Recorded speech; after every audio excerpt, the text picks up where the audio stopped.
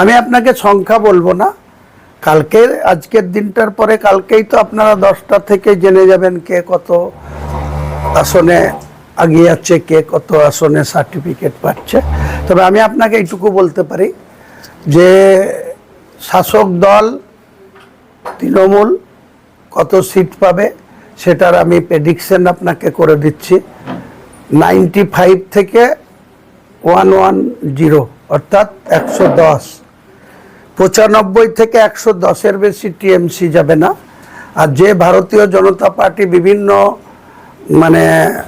মিডিয়ার লোকদেরকে টাকা দিয়ে দেখাচ্ছে তাদের কর্মীদের উৎসাহ দেওয়ার জন্য, শক্তি বাড়ানোর জন্য, কাউন্টিং ভ্যানুতে উৎসাহ নিয়ে যাওয়ার জন্য, তারা বলছে 160, 150, কোথাও বলছে 178।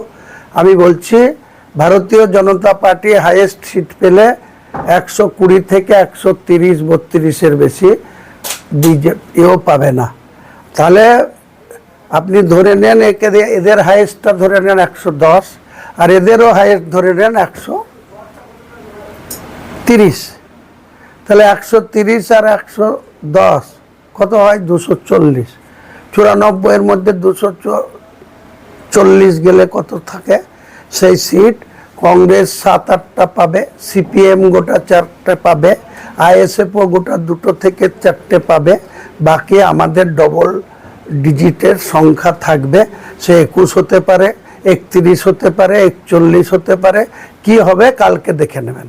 আমি বলছি এরা গোটা 4টে দল মিলে যা পাবে তার ডবল সিট আমজনতা উন্নয়ন পার্টি জয়লাভ করবে। এটা আমার ওভার কনফিডেন্স আপনাকে বলে রাখলাম।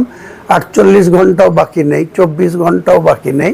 কালকে সকাল 10টার মধ্যে ট্রেন পেয়ে যাবেন যে দিকে দিকে আমজনতা উন্নয়ন পার্টির প্রার্থীরা এগিয়ে যাচ্ছে এবং জয়লাভের সার্টিফিকেট তারা সংগ্রহ করছে।